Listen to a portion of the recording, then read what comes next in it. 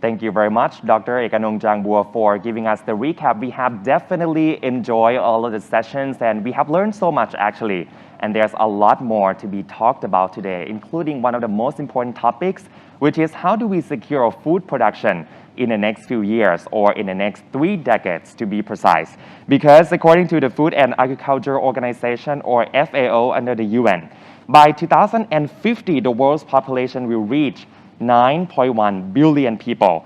Nearly all of this population increase will occur in the developing countries. Urbanization will continue at an accelerated pace, and about 70% of the world food production and population will be urban. Income levels will be many multiples by what we are right now. In order to feed the larger, more urban and richer population, food production must increase by 70% as well. The question is, how do we do that? Let's find out in this session. Next session is going to be presented by the Director of the Markets, Trade and Institution Division, or MTID, at the International Food Policy Research Institute, or IFPRI, since September 2017. Previously, he was the Director of Agricultural Development Economics at the Food and Agriculture Organization of the United Nations, or the FAO that I was talking about just now, responsible for the economic analysis and policy support for sustainable agricultural development and food security. Now, ladies and gentlemen, please welcome Dr. Rob Voss, Director for Markets, Trades and Institution International Food Policy Research Institute, in the session titled Food Security, Feeding the Planet in 2050.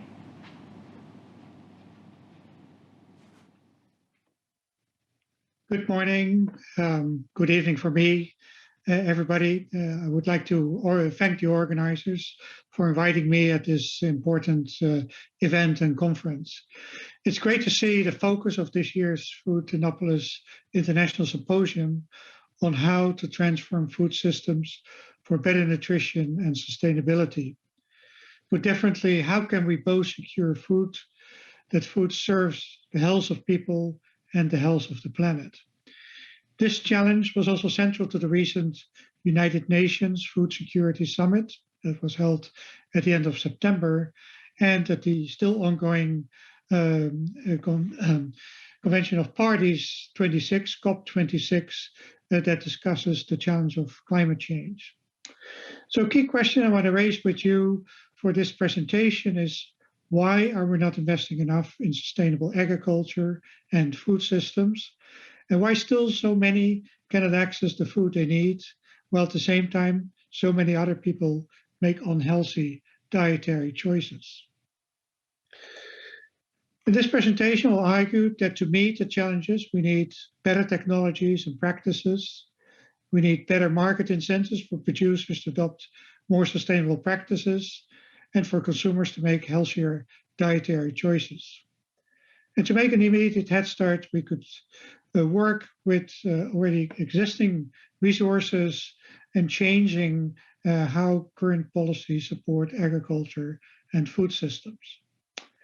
So let me take you through a number of the key challenges and then some suggestions what could be some of the solutions. If we move to the next slide. There are many food system challenges. Let me summarize those in 5 related ones. First, global hunger was on the decline for decades significantly, but it's on the rise again since 2014. The main drivers of why we see hunger going up are conflict, and many of the hunger situations are concentrated in fragile situations where conflict is predominant. It's affected by climate change and by economic setbacks, including COVID-19. As you can see here on the slide on the left, there's a significant increase in global hunger in 2020 during the first year of the COVID-19 pandemic. But aside from the hunger problem, we also have an increasingly more widespread problem of micronutrient deficiency and overweight and obesity.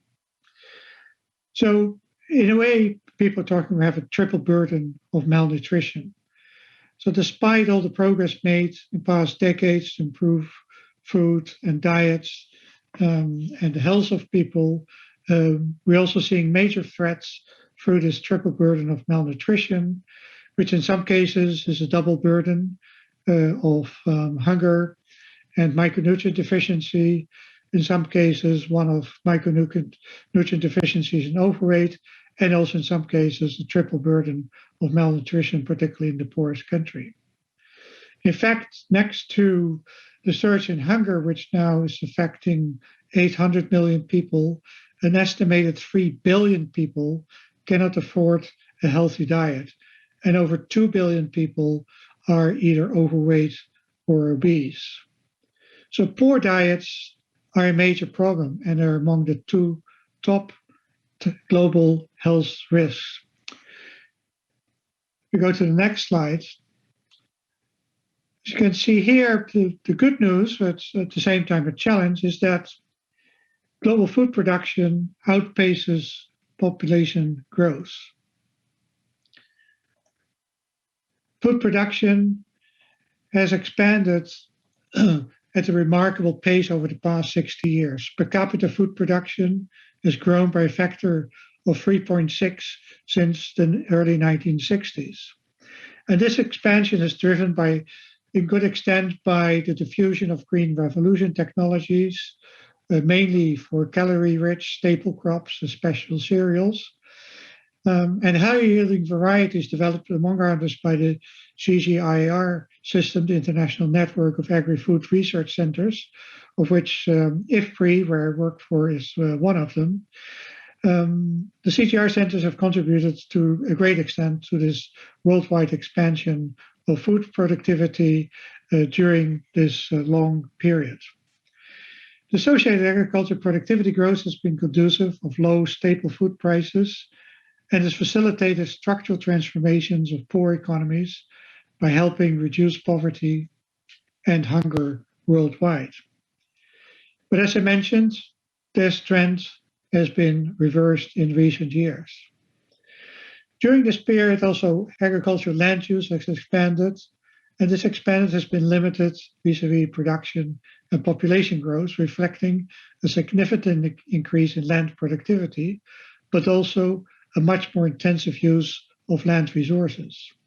And this is now starting to pose a challenge.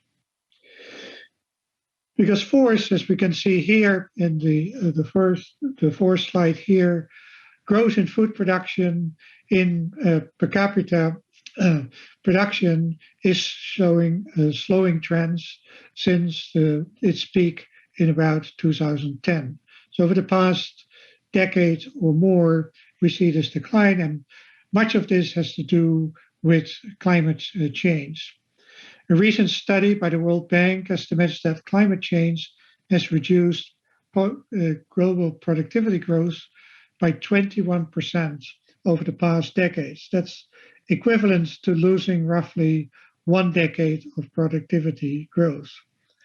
And as you also can see in the wide bandwidth of this graph, that in some areas, the decline in productivity growth is 40%, and that's mostly concentrated in tropical production zones or those of developing countries. If you go to the next slide. The fifth challenge, sorry, I have the numeration a bit upside down here, but this is already the fifth challenge. Agri-food systems are not only affected by climate change, but they're also a major contributor to climate change. 1/3 of global greenhouse gas emissions comes from the food system. A large part comes from agricultural crop production, but a more important part from livestock production.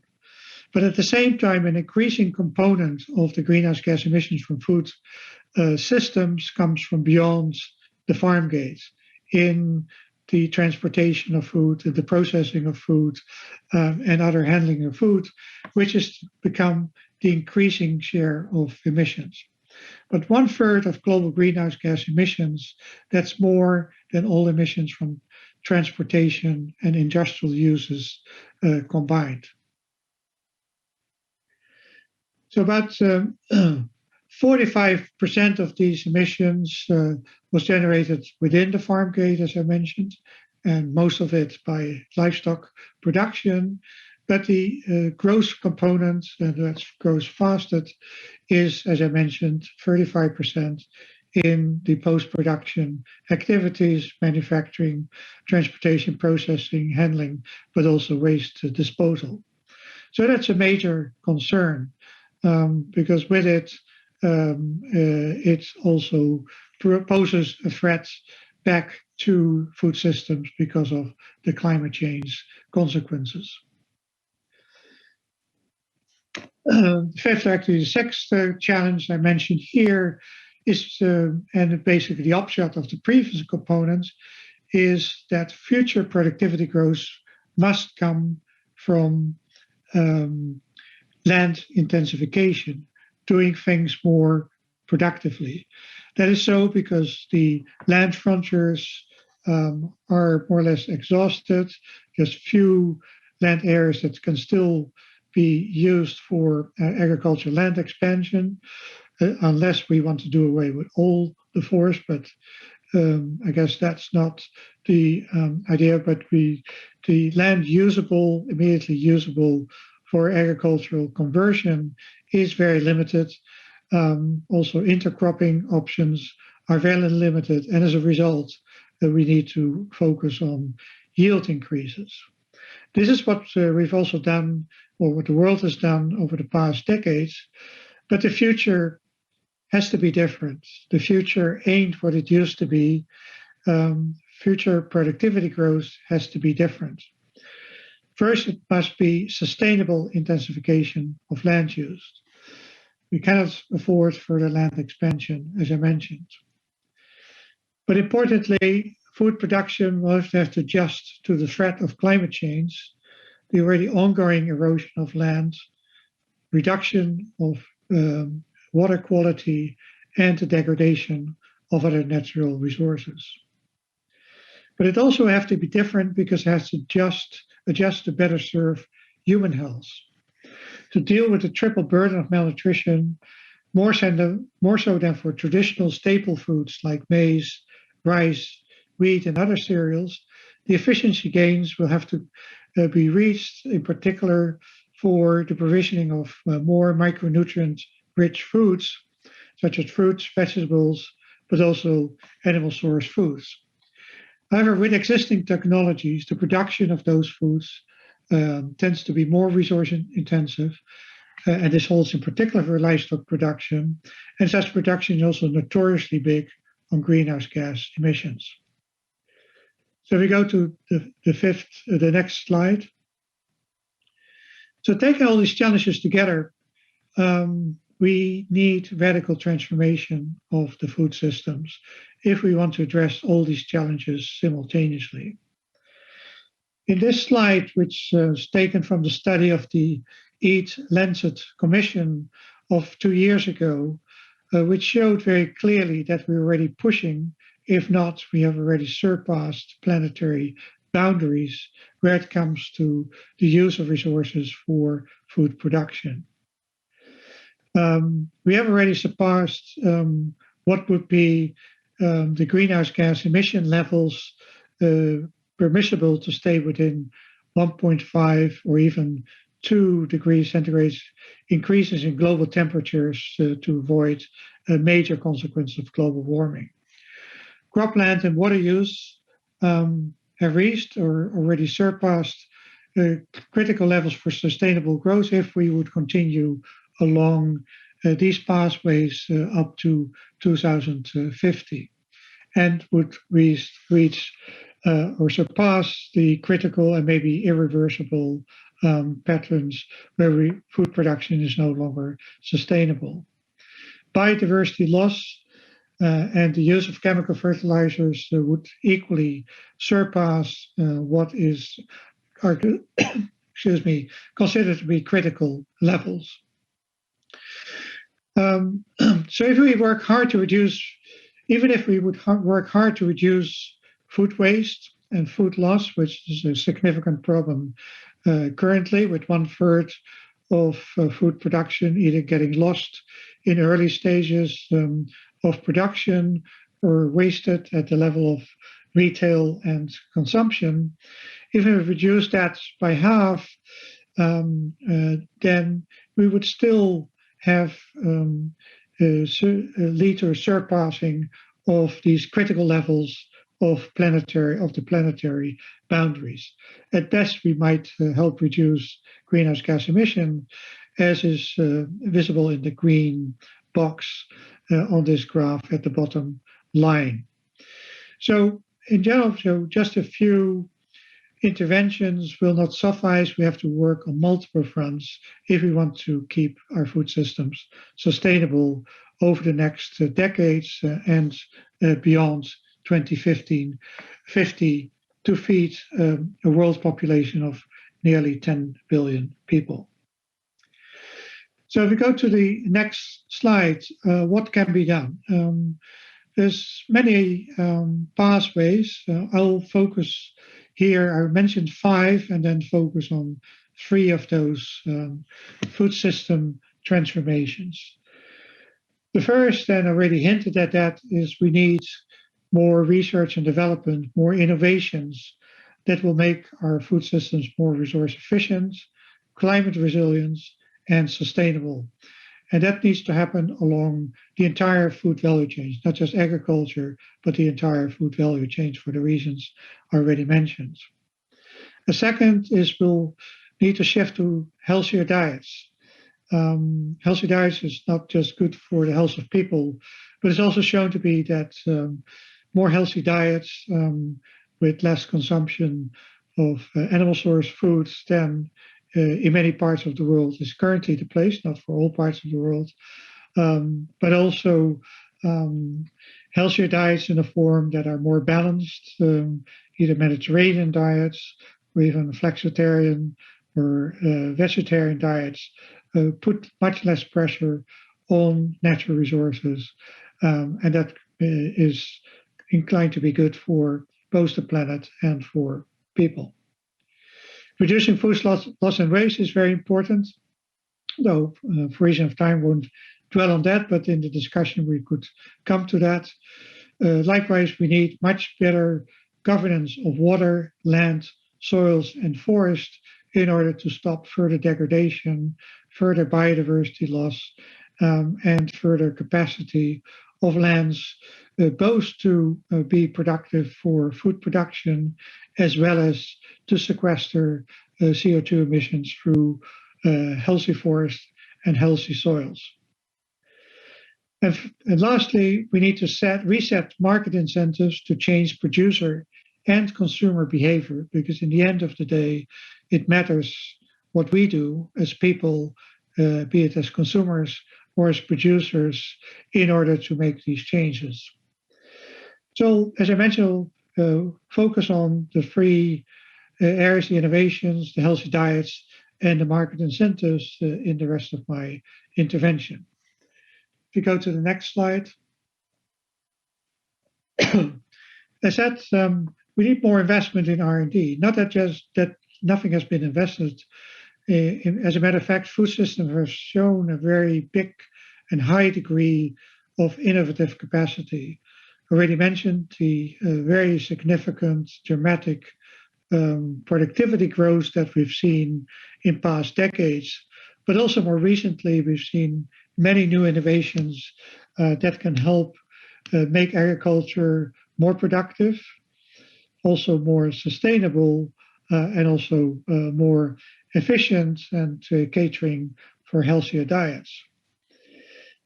Well, this potential is there. Unfortunately, we see, and we've seen over the past decades, an insufficient increment in research and development for agri-food systems. Here, the graph indicates an index which calculates the degree of what we call agricultural research intensity, which expresses how much national expenditures goes to agricultural research and development as a share of the importance of agri-food, the agri-food sector in GDP. And a rough indicator is if that index is 1, then we may have a sufficient level. And what we see here is that only in high-income countries, there's significant investment that goes beyond the threshold of 1. And in the rest of the world, it's way below. And particularly in the low-income countries, it has been stagnant in this relative proportion. But more importantly, also from the investment in R&D that's taking place at the moment, a recent report by a Committee on Sustainable Agriculture indicated that about only 7% of that is focused on more sustainable practices. Most is purely focused on productivity increases, which can also make things more resource efficient, but not necessarily more sustainable by taking care of sufficient economic use and sustainable use of natural resources that agriculture depends on. And that Committee for Sustainable Agriculture indicated that the investment gap amounts to at least $15 billion per year in the coming decades to 2050, if we want to make the progress needed for sustainable intensification of agri-food systems. But as I mentioned, there's a growing portfolio of promising new sustainable technologies that we can build on. And the key question there is how can we scale those out in order to already make further head starts with improvements in the sustainability of production. Just to mention a few examples, among the highest greenhouse gas emitters and users of natural resources is, for instance, rice production. There's much better wetting practices that can avoid a lot of the methane production or generation through wet rice production by introducing those technologies. 80% of the greenhouse gas emissions from agriculture and subsectors, including livestock and fisheries, 80% of that comes from livestock production, particularly from large ruminants. And a lot of that is methane emissions, including from just debreasing of cows and other big ruminants. New technologies show that, for instance, by adding seaweed and other algae to the feed of those animals, we could reduce that methane production by 40% if done on a global scale. And so there are many other food innovations that either are already available, could be introduced, or with further adjustment and adaptation can be made usable for improvements in production, productivity in sustainable ways, also in many of the tropical countries. But we need to not just to innovate there, but also to ensure that we take away the hurdles that now exist for adoption and adaptation. And the graph shows, as I mentioned, that a lot of the technology and innovations have gone in the past into staple crops, cereals, and too little into more nutrition-rich foods, particularly into fruits, vegetables, but also animal source foods. And I mentioned that there's technologies that can also help reduce the ecological burden from livestock production through those improved technologies. We go to the next slide. So we could come to further development and scale up those multiple win types of technologies. I mentioned a couple of them already, but also digital transformations of and usage in food systems can help improve both the productivity, but also the sustainability of the use, including through, for instance, blockchain-enabled traceability, which is already increasingly being used in food systems to trace the origin, the production, and with it also the quality and the sustainability standards applied in food. And if we do that much more, there could be a lot more incentives for the adoption of improved technologies because the products are being certified that way. But also beyond the farm, there's a wide array of new technologies that can help improve the efficiency of the food system, particularly in developing countries, but also reduce the energy intensity of what happens beyond the farm. For instance, solar-powered small-scale irrigation systems, solar-powered storage and cold chain developments, all of which can have enormous improvements in reducing food loss and waste, while at the same time reducing the usage of non-renewable energy in food systems. But we will need the right incentives, including for prices, and a point that we'll come back later to. A good starting point there is to help farmers and other food system actors with better support in the form of current existing agricultural subsidies that are more focused and targeted at the adoption of these better practices. If you go to the next slide.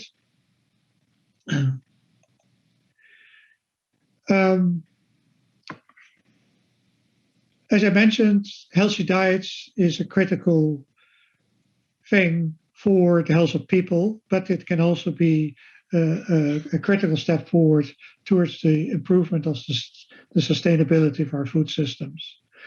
But at the present, healthy diets are expensive. As I mentioned, more than 3 billion people on this planet cannot afford the cost of a nutrition adequate diet, which is varies by region, of course, but in a cross-country comparison is estimated at around $4 per person per day, and which is balances intake of calories, proteins, but especially also micronutrients. And as I mentioned, all of the innovations, or most of the innovations of the past, have gone into improving the productivity of more the calorie-rich foods rather than the nutrient-rich foods. And also the healthier diets are more climate-friendly, as already mentioned. So on this front, more R&D, investment and innovation would have to go also to the more nutritious foods, as I mentioned, in order to cheapen their cost and also provide incentives to consumers to change their dietary choices. Also here again, policies can help through supporting in the transition the healthier foods, and maybe also penalizing the unhealthier foods at the same time as the sustainably produced foods. And we'd also need to support vulnerable groups, the poor, to reduce the cost of healthy foods and make those more affordable to them. We go to the next slide.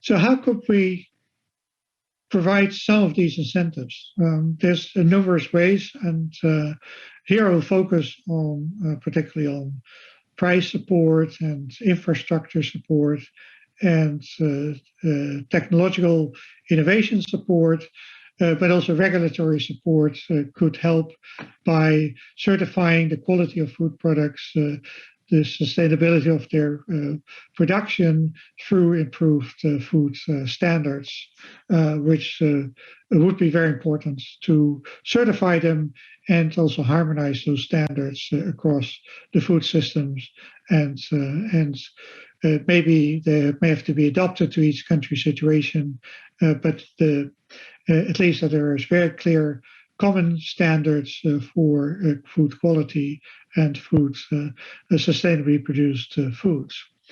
What I want to focus on here is on what we can do with specific incentives. And there's a very important incentives going into food systems around the world. Currently, governments spend every year, and that is every year, $700 billion on support to farmers, to consumers through subsidizing food consumption, and also some of those resources go in the form of infrastructure, rural infrastructure, and a very small portion of it goes to research and development. So the assessments that in the study, there's actually several studies that we've made, what kind of impacts are these subsidies having on food production.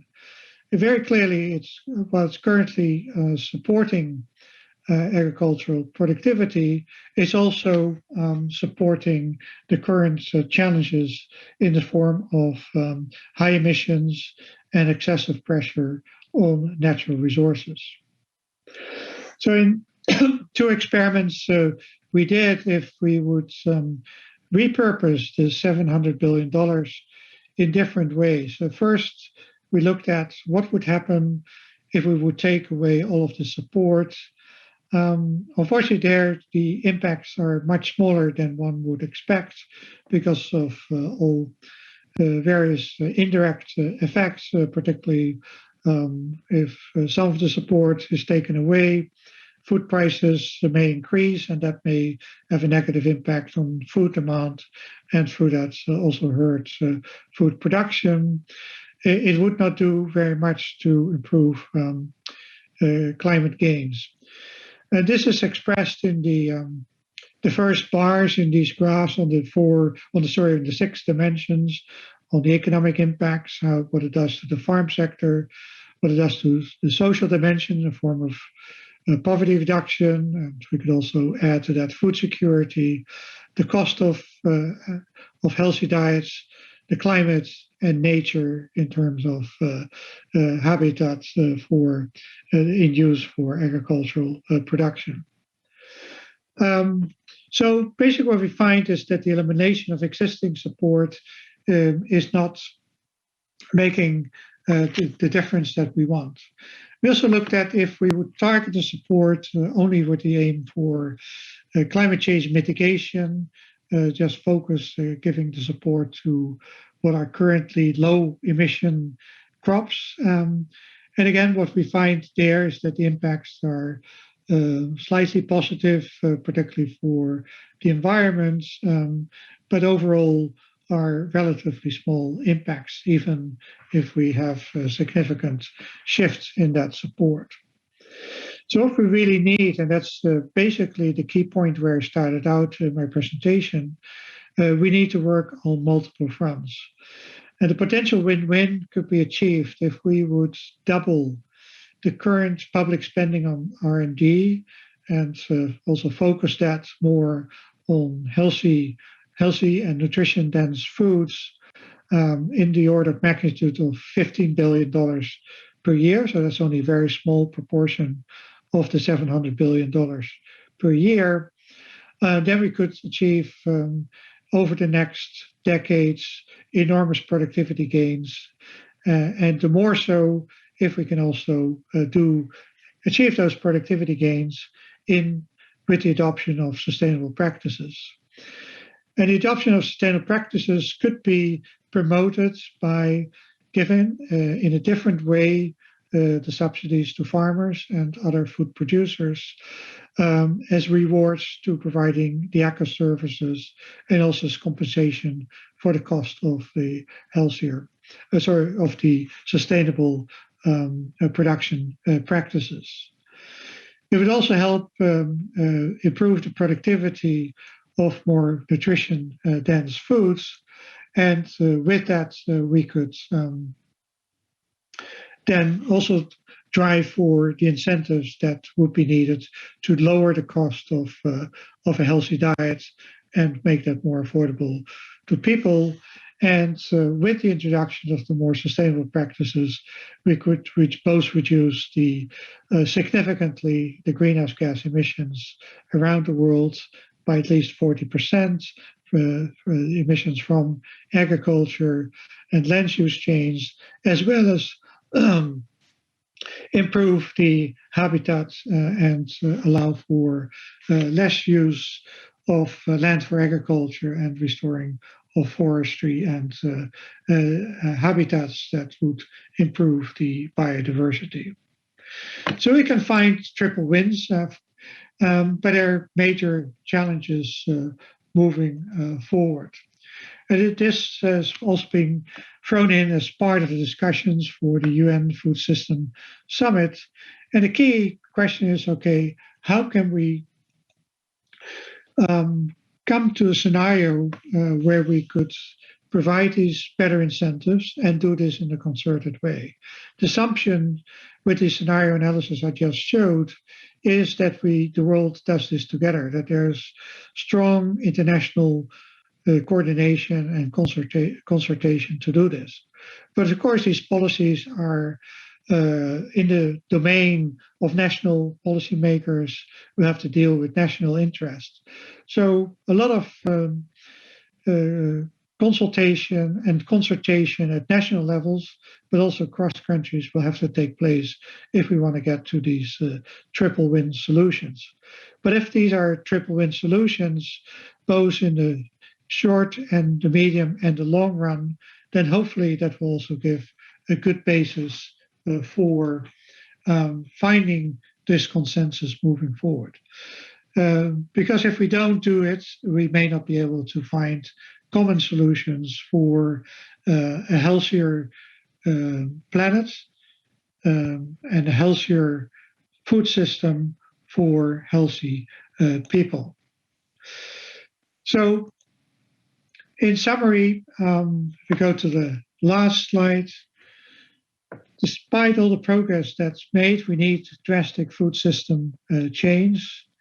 A key element in that, we will need new technologies and better and smarter innovations in food systems that are both productivity enhancing, that do more with less, and are climate smart and climate resilient. If not, we will continue undermining the future of our existence, which depends on food, and food in turn depends on a healthy food system, healthy and sustainable natural environments. We also need, for the healthy diet agenda, to make healthy foods more affordable.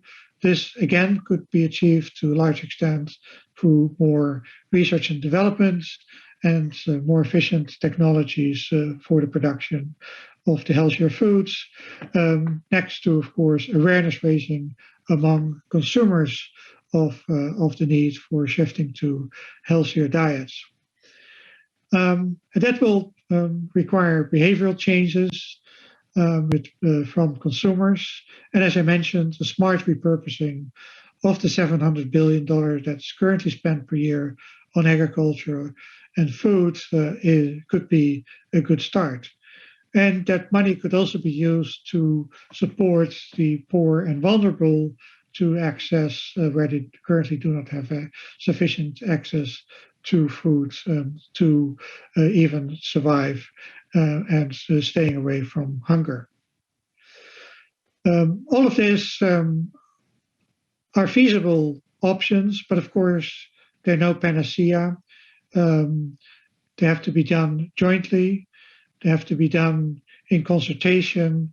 We have to work on all fronts, and we have to seek them as not as one-size-fits-all solutions, but in ways that can be adapted to local situations, to local needs, and in concert with how people can adjust their consumer behavior, but also their production behavior in the right direction. International cooperation is a must, as I emphasized. The UN Food System Summit is one start.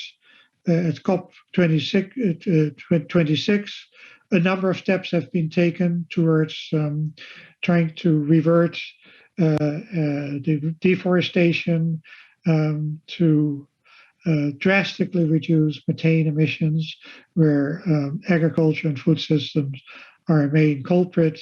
So those are good steps in the right direction, but promises are only promises. We need to take action in the right direction, and for that we need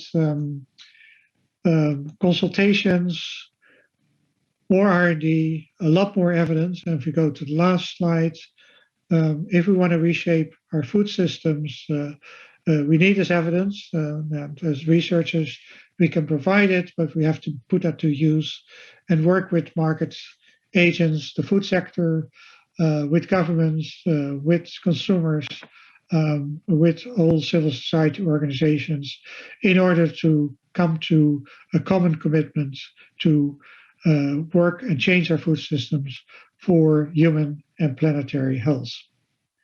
Let me stop here. Thank you for your attention, and I look forward to any questions you may have and a discussion on these topics. Equal opportunities. Farmer-led and SME-led innovation is also very important. Key takeaway from this session: food security, feeding.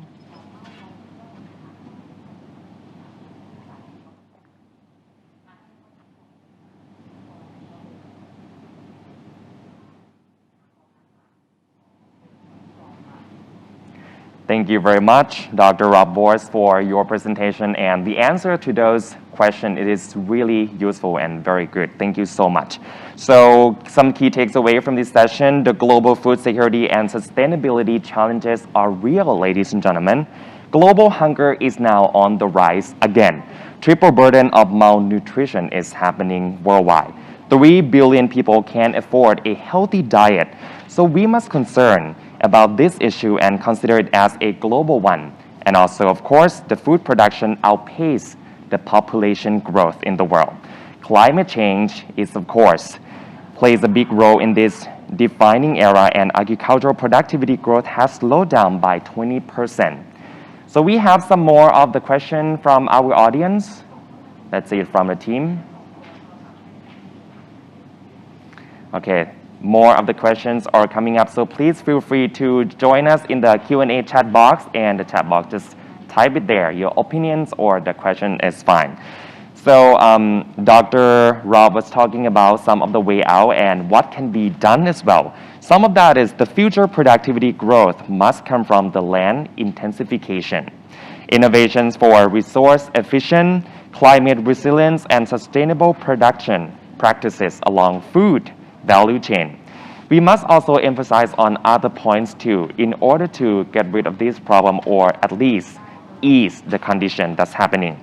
Those are shift to the healthy diets, reduce food loss and waste, improve governance of water, land, soils, and also the forests, reset market incentive for changing producers and consumer behavior, and creating equal opportunities.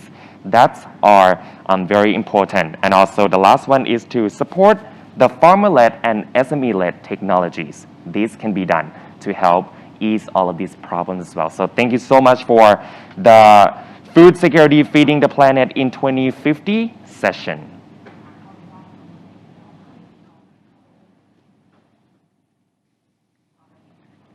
Coming back to Dr. Rob, we have more of the question here. The climate is changing all over the world. Are there any new technologies to help farmers to grow healthy crops at a high yield? What is that technologies we can use? Thanks for that question. As I mentioned, there's many improved technologies that are there. Some already are being used. Those are genetically edited crops. The CRISPR technologies have made quite a bit of progress towards improving not just for basic grains, but also for fruits and vegetables, improving productivity, but also the climate resilience of those crops. There's vertical farming techniques that are available that are very productive.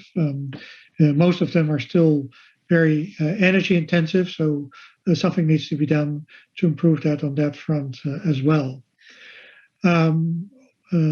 Also, there's improved breeding technologies that can be used that will be helpful. That's for animal source foods. But a key challenge, and that was another question I saw, whether dairy is good from an environmental perspective.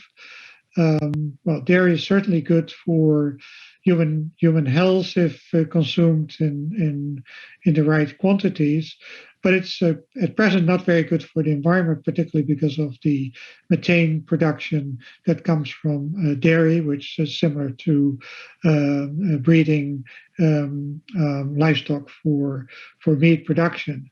So there, as I also mentioned, there's new technologies, including through the use of algae, seaweed, but also other forms of animal feed that can significantly reduce methane production. But still, that would leave still a high intensity of emissions from that sector. So more innovation is needed on that front. And also, of course, where there's excess consumption, either of dairy or meat, that should be reduced to balance that out as part of healthier diets.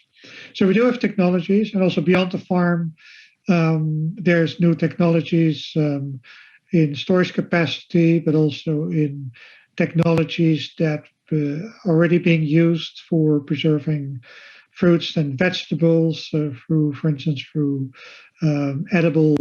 use of edible waxes that can conserve fruits and vegetables for much longer than otherwise, and that will significantly help reduce food losses that currently happen in those kinds of production.